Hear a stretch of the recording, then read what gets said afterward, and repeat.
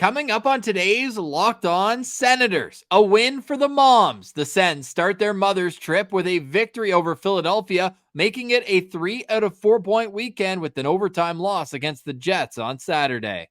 And with the Senators playing games 41 and 42, we're now officially in the second half of the season. Here's hoping the second half is a lot better than the first. But we will recap what we've seen throughout this roller coaster ride. All that and more coming up on today's edition of the Locked On Senators podcast. It's your team every day. Your Locked On Senators, your daily podcast on the Ottawa Senators. Part of the Locked On Podcast Network. Your team every day.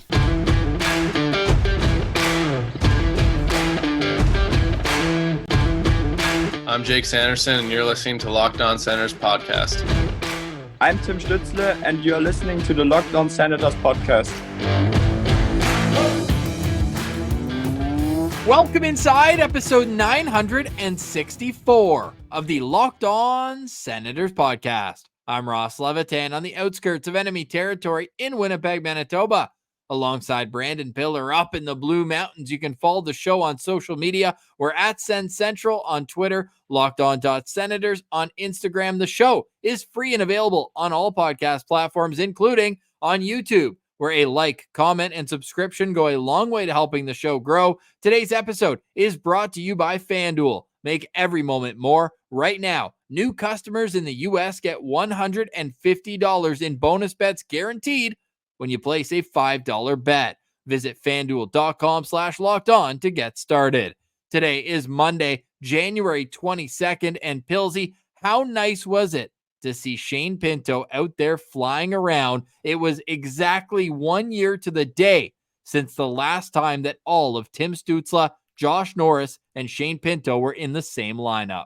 Yeah, we don't get to see those three very often. And hey, finally, they're all back together. And what do you know? Success. But when it comes to just Shane Pinto, it ends up being a good story. I think maybe people that aren't that connected to it think, well, this guy got suspended for half a season. You know, he needed to pay his punishment, all this kind of stuff. But I think people that have been following along know that this was a young kid. It was a mistake, something unprecedented, really. We don't even know all the details still, to be honest, but it's just one of those things where Sens fans know Shane Pinto. You can tell that this is a guy that is a very positive influence on the team. He loves just hanging with the fellas, and this is just a young man that's trying to get back into the swing of things in his professional career, and I think we can put all that stuff behind us, Ross, and we can focus now on number 57 on the Sens, doing what he does best on the ice. And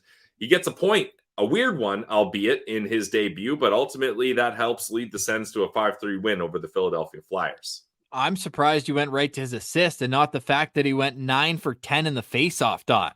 Oh, wow. I didn't even fully realize that. That is impressive. But I mean, hey, if there's one thing you can do while you're suspended to stay in game shape, it's practice taking a lot of draws. I'm sure he took a lot of draws with whoever he's working with on the ice. So 90% your first game back, not too shabby. Not at all. He played primarily with Vladimir Tarasenko and Mathieu Joseph. Those two combined to score the game winner in this one. It was an awesome goal in an awesome game. Martian and I had a great time breaking it down on the postcast. Go check that out if you haven't already. Pilsy, we missed you in the postcast. And by the way, Martian and I, 2-0 when it's just us doing the postcast. I know you and Martian haven't quite had the same luck when it's just you two, but take me through you as you were watching this game, as it was unfolding. Were you nervous at 2-0, 3-1, or did you have belief that they could pull it out? I actually wasn't nervous at 2-0, which is crazy. I feel like before, like a week ago, if you would have asked me, I would have been like, yeah, game's over, 2-0. This is it. But it just felt like that was one of those starts where the Ottawa Senators weren't going to just kind of shrivel and go away. And that, especially Ross, with the depth that they have now that Shane Pinto's back in the lineups, no injuries up front. Sure, Travis Hamonic goes down during the game, and then you've got Forsberg on the LTIR, but that forward group is looking great right now. They specifically said it's a minor injury for Dominik Kubalik, but take that for what you may. Not going to lie, forgot about Dominic Kubalik. But Ross, I don't know if you guys mentioned it on the postcast. Sorry about that, Kubalik. But now we can finally say Tim Stützle, more goals than Dominic Kubalik. We can put that kind of little comment to rest, where Kubalik had been outscoring Tim Stützle, at least in the goal category, for quite a while. Timmy puts 2 on the board, and he's in double digits and moves past Dominic Kubalik for goals on the Sens. Third multi-point game for Tim Stützle in his last 5. He's up to 9 points in his last 5 games, heating up, and that's these superstars, right? They come in bunches for them, so let's hope that Shane Pinto, or rather Tim Stützle and Shane Pinto, let's hope the points are coming for everybody. But is this style sustainable for them, Pilsy? Because it looks like they're playing Jacques Martin hockey. You can go back to the Sharks game. There were some segments where they let the Sharks get back into it, but for the most part, they dominated on the shot clock in that game as well. The Avalanche game, they had a bad 25 minutes. The third period was flat out awful, but they came to play early on in the game, and they just couldn't. That one, they played well, but they did their old habits where when they score, then immediately they allowed Colorado to answer right back. But in the Montreal game, the Winnipeg game, and now this is the third game in a row where they are not giving up much. You know it's a good Jacques Martin game when beat reporters for the other team, Kevin Kurz did it in the Philadelphia game, and everyone I've talked to in the Winnipeg game, they go, oh, Winnipeg didn't play a good game. They couldn't get anything going. It's like, yeah, because Jacques Martin just stuffs up the neutral zone, and there's no room to do anything out there. Yeah, Ross, I do think this is a sustainable way for the Ottawa Senators, and this is what Jacques Martin's trying to get going here. And we said you want that rush of a new coach bump, and you want that instant uptick to feel like you made the right decision, but it is going to take time. And I feel like Twitter has been a weird spot for Sens fans. You have some parts of Sens Twitter being like, oh, DJ wasn't the problem. Like, look, DJ's record was actually better, et cetera, et cetera. And then you have some other Sens fans being like, it's going to take time. And everybody has their spin zones that are going on right now. But I genuinely do think, now that this team is almost fully healthy up front, that they will be able to create success sustainably if they're able to focus on a defensive effort. Because this team has so much talent offensively. Like, so many guys are able to put the puck in the back of the net. It's just, if the defending can be better, hopefully that trickles to the goaltending. A nice game for Mads Søgaard. He needed a bounce back in a big way after the Colorado game. So I think we really are seeing some positive things happening here, and hopefully it can be more long-term rather than just the mom's trip. Exactly. Well, the mom's trip continues in Montreal tomorrow. We'll have tomorrow's episode earlier on in the date than today. Appreciate everyone for sticking with us. A little bit of a later recording today, but we're going to be game day previewing tomorrow, and it's going for 8 in a row against Montreal. The mother's trip, full day off today. The Senators just posted some really nice photos of them all bowling together. Little mother-son bonding time with the entirety of the team. So love that. Some of the mothers were posting on social media. I saw Matthew Joseph's mother and Julia McEwen, Zach McEwen's mom. They were just talking about how it's been a first-class experience so far, and the moms were loud. You could hear them, and what a cool moment where Timmy, as he's going off the ice, and I think it was Drake or one of the others, they're looking up and waving at all the moms. The moms are having a great time. So really happy to see that for a team that, we'll get to it. Like, just even like going through our prep for this show, Pilsy, and looking at how this season has unraveled, there's a lot of rolling up to do for them to even sniff a 500 record, let alone anything beyond that. But my goodness, does it just feel like a relief for them to play a 5-game segment? This stat I'm about to tell you might blow your mind, but it's the Montreal Canadiens tomorrow, Tuesday. And if the Senators win or get a point, it will be the first time where the Senators earn points in 4 straight games all season. They've had 2 3-game winning streaks. Of course, there's a loser point in the middle of it, but they would get 4 in a row. Beat the Sharks, OT loss to the Winnipeg Jets, and then get the win on Sunday against Philly. So I hesitate to say it, but Pilsy, it's kind of a big game tomorrow. Yeah, and this, you go from playing the Philadelphia Flyers, a game that we mentioned, sure, the Flyers are looking good in the standings, but that's a team that this Ottawa Senators roster should be looking at being like, we can beat these guys. And they did it. And now you've got Montreal.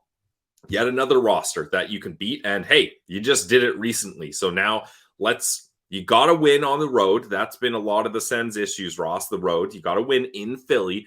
Now you're going to Montreal, close by. So it's not even that much of a road game. Let's get the W there as well.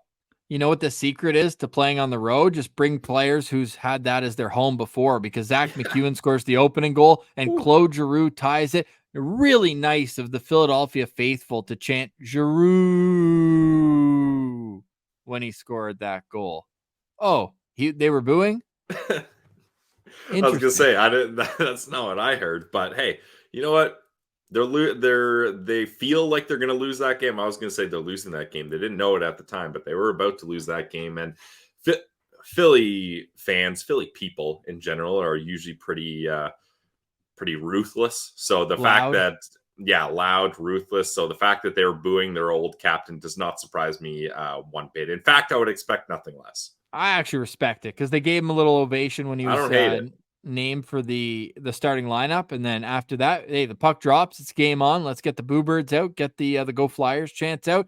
There's some great photos. We just posted one at Sens Central on Twitter. My favorite is the goal celebration ones, where it's just a clear view of the first 5 rows and all the reactions. There's so many great photos like that, and we posted one of the Vladimir Tarasenko goal. Vladimir Tarasenko has shown himself to be a leader on this team. I want to have a conversation about him after the break, and then we're going to look at how the heck we got here 42 games in to the Ottawa Senators season. That's all coming up next. This is Locked On Senators, your team every day. Today's episode is brought to you by our friends over at eBay Motors.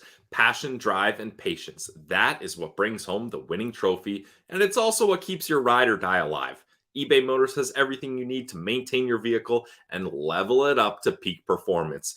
Whether you want superchargers, you want roof racks, exhaust kits, LED headlights, and more. So if you're into speed, power, or style, eBay Motors has you covered. With over 122 million parts for your number one ride or die, you will always find exactly what you're looking for. And with eBay Guaranteed Fit, your part is guaranteed to fit your ride every time, or you get your money back. Because with eBay Motors, you're burning rubber, not burning cash. With all the parts you need, but at the prices you want, it's easy to turn your car into the MVP and bring home that W. Keep your ride or die alive at ebaymotors.com. Eligible items only. Exclusions apply. eBay Guaranteed Fit only available to U.S. customers. Check it out today, guys. eBay Motors. Today's episode is also brought to you by farmtoforkdelivery.ca. It's the only place that I trust when I want to restock for all of my premium meat and seafood. At farmtoforkdelivery.ca, they're serving all of Ontario, all of Quebec, even up to our friends in Nunavut. And they make sure that you are getting the highest quality meats at the lowest prices. First and foremost, it's absolutely delicious. You're not going to have a successful food selling business unless it is absolutely delicious. They've got an average of 5.0 stars on Google. All natural products, antibiotic and hormone free, and they're ethically raised meats. The meats are flash frozen after being hand cut at the butcher's table, which makes for the meat being fresher than it would be at a grocery store. You don't even know how long your meat's just been sitting there at the grocery store. At Farm to Fork Delivery, products are individually vacuum packed, so you only have to take out what you need, and it's free delivery. And can it be any more convenient? You save on gas, you save time, and you'll receive notifications when your order is nearing your home. Derek is an Ottawa guy, so you're supporting local when you're supporting Farm to Fork. Farmtoforkdelivery.ca. I'm already excited. Next trip into Ottawa, I'm going to pick up some Farm to Fork delivery, and you can too. And since you're a listener of Locked On Senators podcast, you can use our code LOSP10 for 10% off your first order. That's LOSP10 for 10% off your first order. Farmtoforkdelivery.ca. Taste the Farm to Fork difference. You will never go back to grocery store meats.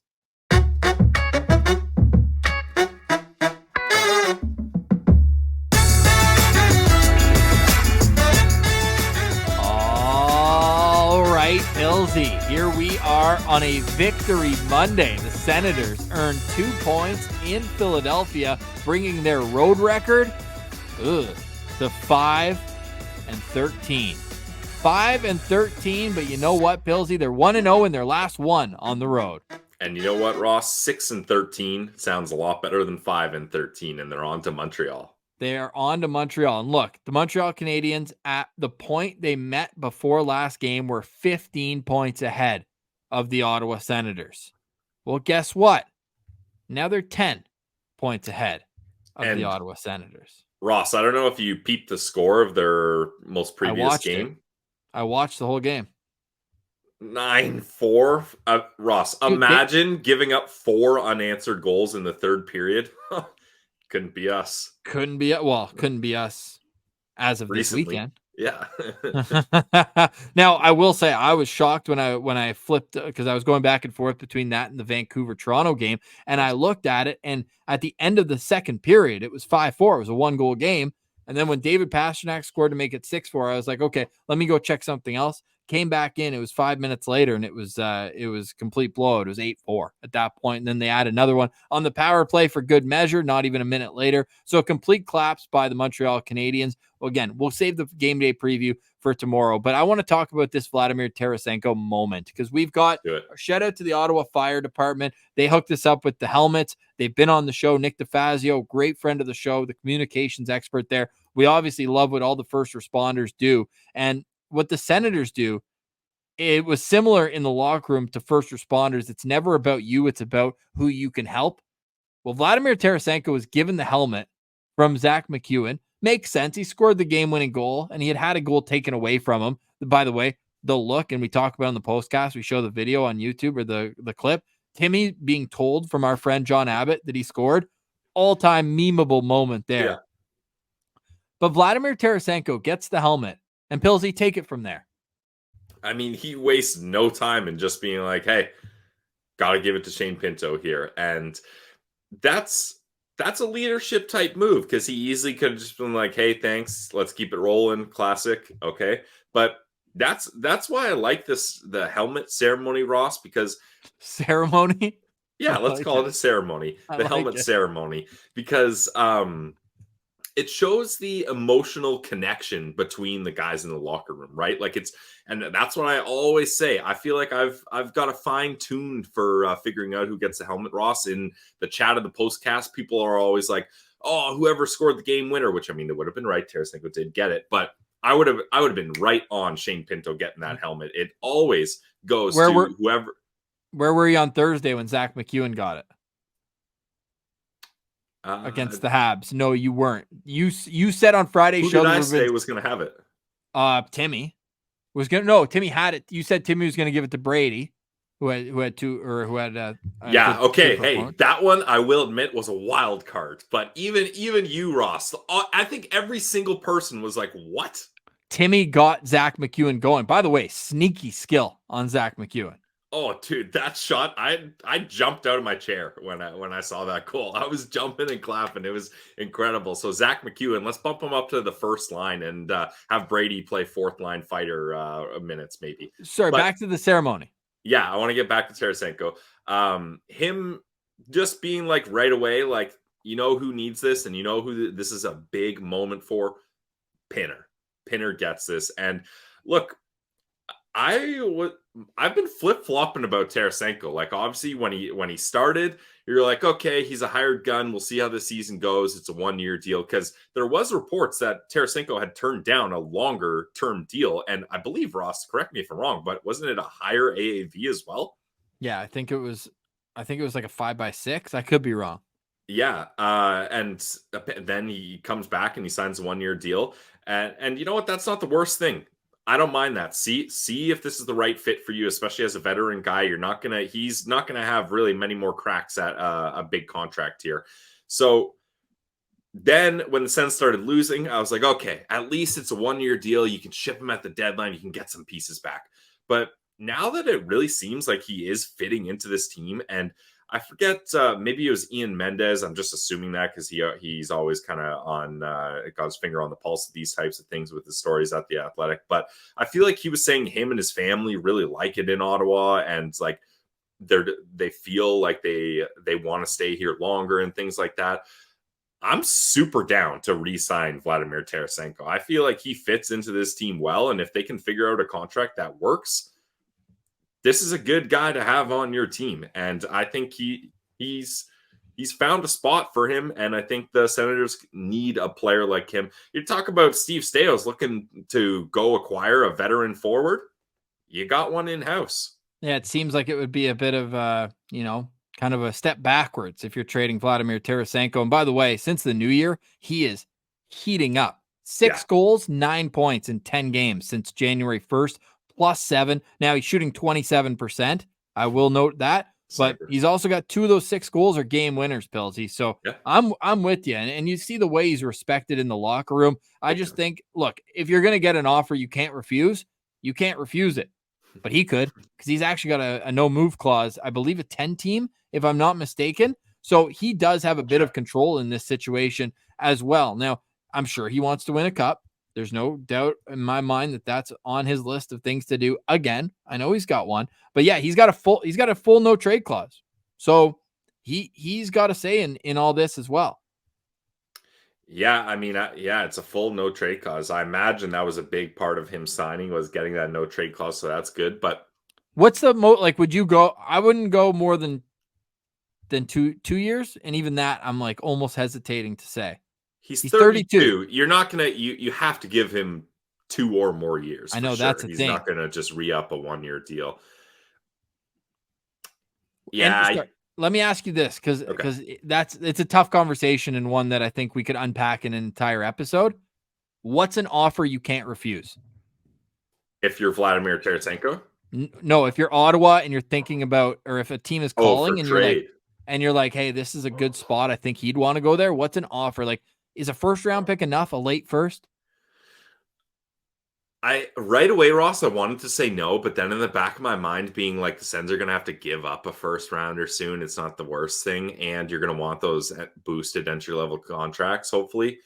But the value of Tarasenko, no, I'm sticking with it. Like that. I know this is a bad year, and ultimately this team is not going to make the playoffs. I hope I'm not breaking any hearts by saying that, but you got to try to build towards the future still.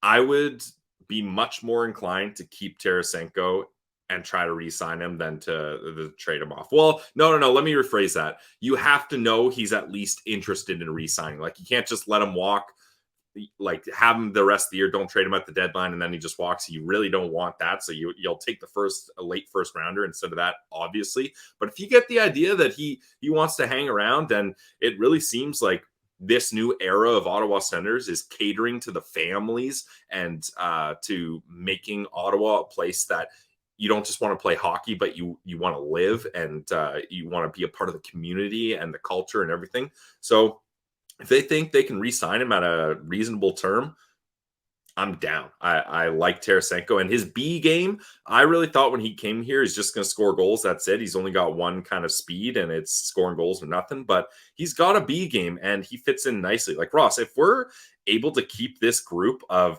Joseph, Pinto, and Tarasenko together as a third line, that's a damn good third line. And that's what you need to make playoff pushes. Like, first you got to get to the playoffs, but to get to the playoffs and then to have success in the playoffs, you need depth and you need veterans that have been there before. Tarasenko's that dude. Well said. And because he signed a 1-year contract, they had to wait until January 1st. But as of then, they can negotiate with him. So they'll have a good sense before March 8th, 46 days away from the trade deadline, of where things stand with Vladimir Tarasenko, who's 5th on the TSN trade bait board. So let us know in the comments, what are you hoping happens with Vladimir Tarasenko? On the other side, we will have a discussion about the year to date, the 42 games that were. Where did it go wrong? And what are some reasons for optimism for the back half of the regular season? That's all coming up next. This is Locked On Senators, your team every day. Today's episode is brought to you by our friends over at FanDuel. Guys, FanDuel is the official online sportsbook of the Locked On Podcast Network. And for a good reason. They're North America's #1 sportsbook. Why would you go anywhere else? And This is a prime time to get going with FanDuel. There's so much going on. NFL playoffs are absolutely hyped up. There's only 4 teams remaining. The NHL season is halfway through. Teams are pushing to try to make their way to the playoffs. Basketball's rolling along. You got PWHL on FanDuel as well. So whatever you're into, you can find it on FanDuel. And right now, new customers in the U.S. get $150 in bonus bets with any winning $5 moneyline bet. That's $150 if your team wins. So if you've been thinking about joining FanDuel, now's the time. I love FanDuel because they got the spreads, they got the player props, they got the over-unders. You can make same-game parlays and so much more. So visit FanDuel.com/lockedon and get started today. FanDuel, official partner of the NFL.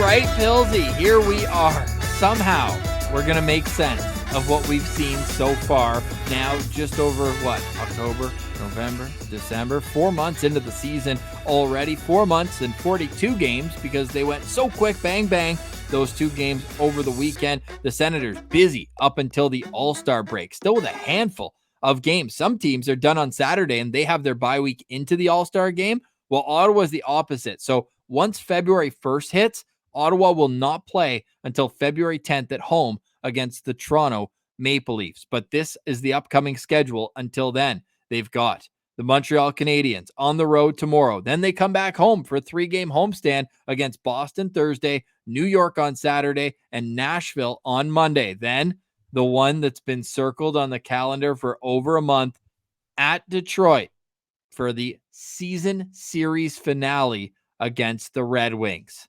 Excited for that. I'm also excited to dive in tomorrow a little bit deeper into the start of scouting season. I'm not going draft profiles, Pilsy, but Bob McKenzie has unveiled his mid-season draft rankings. Ooh. And that's not what he thinks.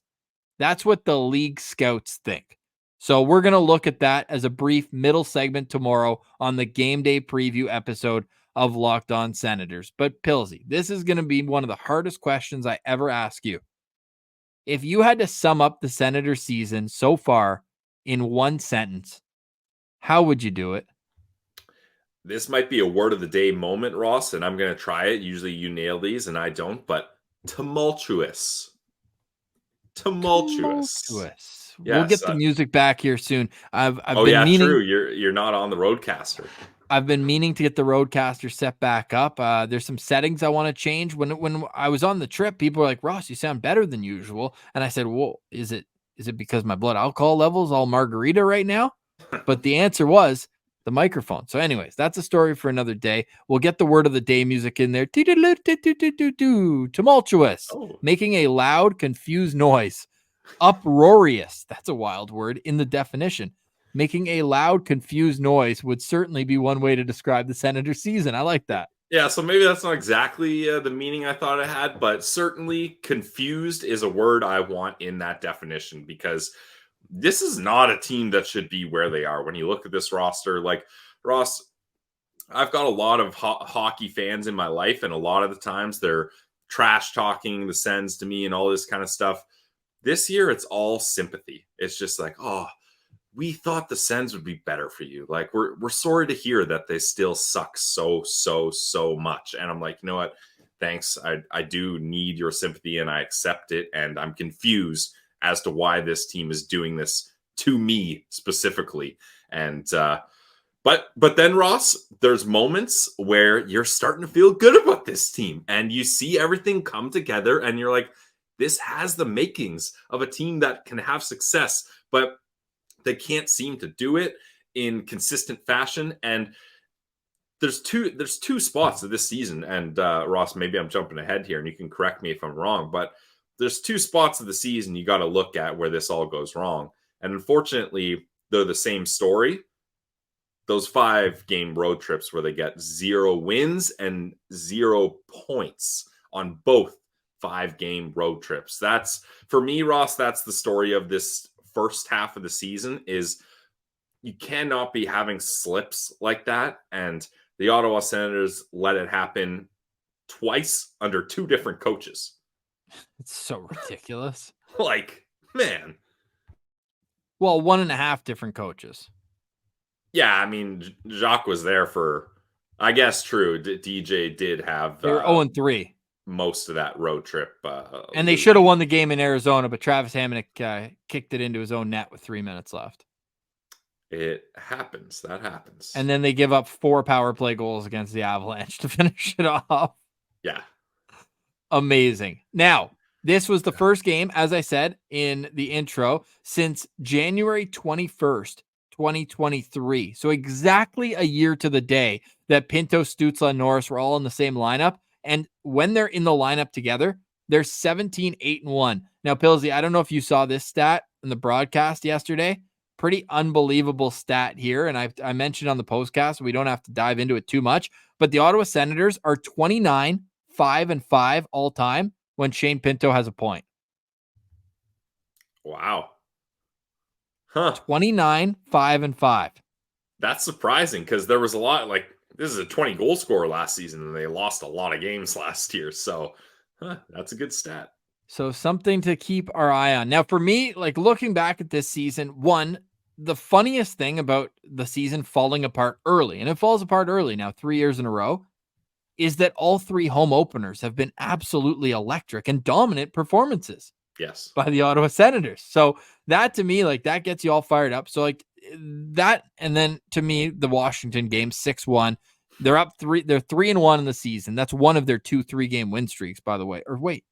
Yeah, they did. They had one other one, right? Because they beat Calgary and then they went to Sweden and won both those games. So that to me was such an enormous high. And then for it to just go downhill. And I saw some people saying on social media too, it's like, imagine 2 enormous Ridley Gregg hits bookend the bad juju that this season's had, because they were buzzing, if you remember, in that first period against the Detroit Red Wings. And then they got a penalty on the Brinkett hit that wasn't a penalty. It was an awesome hit by Ridley Gregg. The tic-tac-toe, puck drops, point, shot, goal. And really, the team's been more or less cursed since then. Honestly. So I think that maybe Ridley Gregg sending Rasmus Ristolainen into another dimension was actually them evading the curse. And in Philly, too, where Ridley Gregg, and I had a lot of people say, they didn't pass on Ridley Gregg. This Tyson Forster kid is awesome. And he is. He was the guy we were really high on. We were big Tyson Forster guys, yeah. And they have almost identical stats in the NHL. But it's the fact that his dad was a scout for the Flyers. That's why we said, I can't believe. And he's such a Flyer type player. It just felt weird that they didn't draft him. So I got the people fired up on Twitter for that one. Shocker. But all that to say, Ridley Gregg, man, on the wing, I like it. And we'll talk about that more on the game day preview one tomorrow. But Pillsy, just a weird season that just fell apart at the seams. They had 2 styles of hockey and nothing was right down the middle. They either got pumped and then had like a faux comeback at the end to make the score look better. The 2 games that stand out most was Buffalo when they were down 5-1. They lost 6-4. And the other one was LA and the Islanders too, both of them, where they went down 3-0 in the first period and a half. Probably the second, because we know the second period was a disaster under DJ Smith for the most part. Yep. And then they would mount a 2-goal comeback and make it close. They pull the goalie and never score what the goalie pulled. So that to me is like the theme of the season. It's either too little, too late, or they get blown out of the building. Yeah, neither of those are good options. But I'm glad going into this, Pillsy, that we said, like, I do feel like the way they're playing is sustainable. I don't think that they're just, getting lucky in the right spot. They're playing a very measured and detailed game right now. And I think it was our friend Tyler, defense minister on Twitter, saying like the biggest difference, and I've noticed this too, there's a couple. Martian had a great point on the postcast saying they're clearing the slot. Shots are coming from the outside, less hectic on their goalie. Yep. But what Tyler was saying is that when players get the puck on quick turnovers, they know where their teammates are going to be, so they're able to make a quick play. And then from that, it's such a chain reaction type sport. You have to be in the right spot at the right time, and that's what they're doing. They know where they are. They're more organized under Jacques Martin. Attention to detail seems to be a lot better recently, and that's the thing. Like in the first half of the season, it seemed like whenever the Senators got the puck, they were battling with it. Like it didn't seem like they were comfortable with it. They knew where they were going. They didn't have any purpose, just kind of dump and chase hockey. So it's looking a lot better. And I think that's the nice thing about Jacques Martin too, Ross, is sure, the losses have been tough, and he's had to deal with a lot of losses in his 2.0 segment of an Ottawa Senators coach. But I don't feel like they're wearing on him. Like, it doesn't seem like he's getting down. He's sticking to the same message. It's one of those things where it's about the process, not the result always. And if you keep continuing with the process, it should turn into proper results. And that seems like the approach Jacques has. And I think the players are starting to see the fruits of their labor.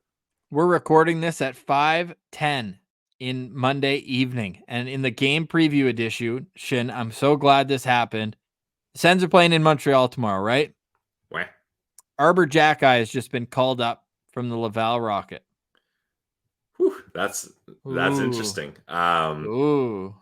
That he does have probably he's an extra strut in a step coming up to play Ottawa, though, as he got the better of Brennan Saulnier. Let's just say that. Speaking of Brennan Saulnier, I didn't realize that Brennan Saulnier's sister plays for the New York PWHL team. So that's nice. Kind of a cool connection there. Secondly, did you see him flatten Casimir Kaskasuo, the goalie for the Laval Rocket?